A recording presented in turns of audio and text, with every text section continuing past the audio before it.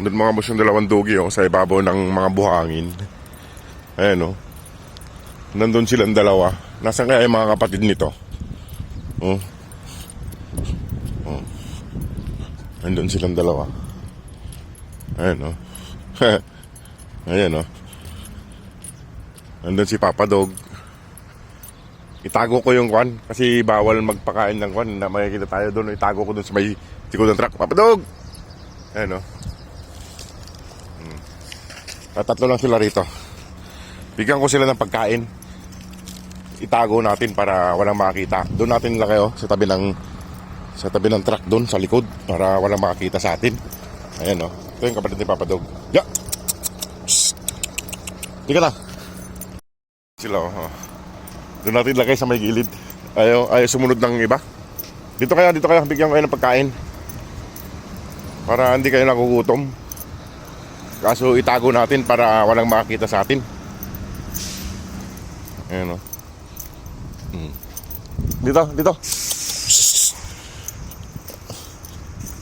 Dito ko ilagay mga boss sa likod ng truck para walang makakita sa amin.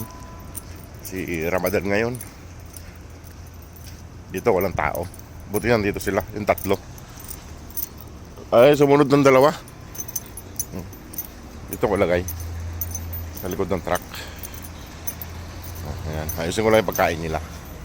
Ayan mga boss, kumakain na sila. Yan yung kapatid ni Papa Dog na pilay. Ayan atay ulam nila. Kaluluto ko lang yan. Ayos sumunod ng isa. Nandun yung isa yung maliit. Hindi sumunod. Dito kami sa sulok para hindi kami makita. Kasi bawal po ngayon ang magpakain ng pag-umaga. Pag nakikita tayo ay sinisito tayo. Kasi nasita tayo nung nakaraan. Kaya gabi ako nagpapakain. Ayan sila. Kain na sila. Ayan Nandun yung isa, ayaw sumunod Nandun sa may buhanginan. Ito yung dalawa. Kaya na lang kain para hindi kayo magutom. Mga gutom sila mga boss, mga gutom.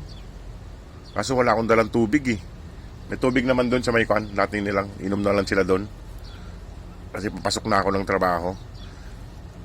Binaong ko yan kasi papakain ko sa kanila mamayang gabi. Nakita ko silang tatlo rito. Pinakain ko na. Kaya nagugutom sila. Ayan. Ubusin nyo yan para hindi kayo magutom. Nandun yung isa ayaw sumunod Ayun Ayaw pa. Busog pa siguro. Nandun sa may dulo doon.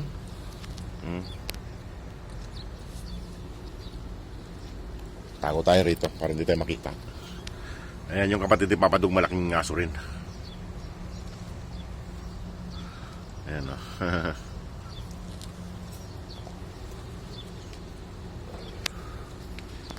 sila. Nakain na sila. Kaya na Papa Dog. Dog. Busog na si Papa Dog. Ayan. Ayan mga boss, busog na si Papa Dog.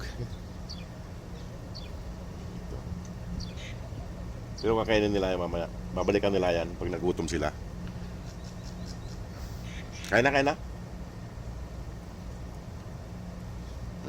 Siguro iiwan ko na dito mga boss kaya papasok na ako ng trabaho. Ayan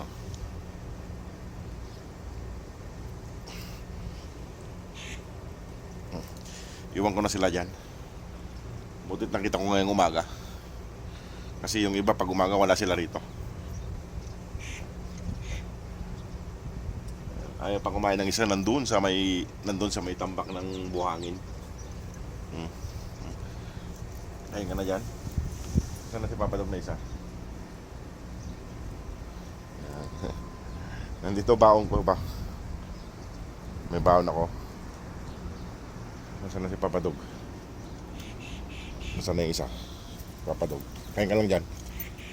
Papa Dog. Busog na si Papa Dog. Na isa. Tawakan ko si Papa Dog. Ayan mga boss. Ito si Papa Dog. Yung kapatid ni Pilay. Malaki rin siya. Malaking aso. Laki ng ulo mga boss. Laki ng ulo. Ayan. Gusto rin. Ayan yung kapatid ni Papa Dog. Kasi yung isa ayaw lumapit. O sige mga boss, at ako'y papasok na. Iwan ko na sila dyan. Nakamakain. Hindi ka na. O sige mga boss, maraming pong salamat. God bless po.